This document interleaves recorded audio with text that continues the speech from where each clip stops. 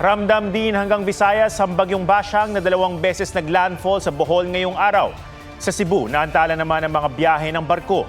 Mula sa Cebu, may live report si Nico Sereno ng GMA Regional TV. Nico? Atom, naramdaman nga dito sa Cebu at Visayas ang bagsik ng bagyong Basyang kasabay ng dala nitong ulan at hangin.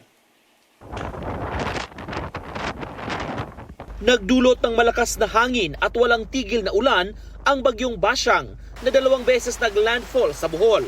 Halos 4,000 pamilya ang kinailangang ilikas. Bumaha naman sa San Fernando, Cebu.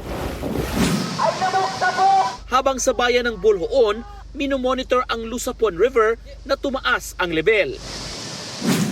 Mahigit 7,000 pasahero sa iba't ibang pantalan ang stranded sa Cebu dahil sa bagyong Basyang. Umabot sa mahigit 1 kilometro ang pila ng mga truck sa Sambuan, Cebu na bibiyahe sana pa Negros Oriental.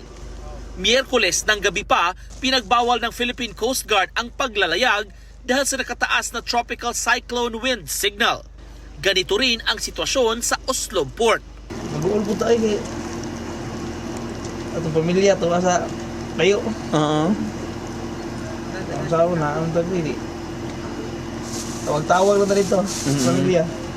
Kabilang sa naantalang ibiyahe ang mga kargang karneng manok ng isang truck. Wala may mo kay bagyo man. Amo gina basta biyahero, kaya tutukan ko man pandar ang freezer. May sarili man sa ng engine ba? Malangan-langan pag i-trigger lang na siya. Tumilan na. Oh, tubilan na. Tunga pa man ang krudo, bagan pa. Sa Liloan Port ng Santander, Cebu, pansamantalang pinatuloy sa isang elementary school ang mga stranded na pasahero patungo sa ng Negros Oriental. Naman di uban nga minsis mga dito pa sila or mangita sa ka-check-inan lang kay nagkabang pong resort diri sa amo ang pwede ra ka-check-inan. Mostly mga dinay basta way biyahe ang mauna gid diri ang mga stranded.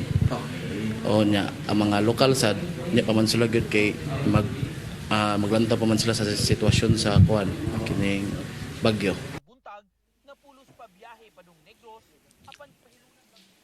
Dito sa Liloan Elementary School sa bayan ng Santander, Atom, nadagdagan pa ang bilang ng mga stranded passengers para sa mga biyahe papuntang Negros Oriental. 18 na ang sumilong dito sa paaralan kung saan nakadeploy at nakabantay rin ang mga kawani ng barangay. Sa ngayon, hindi pa nagre-resume ang biyahe ng mga barko sa pantalan. Atom?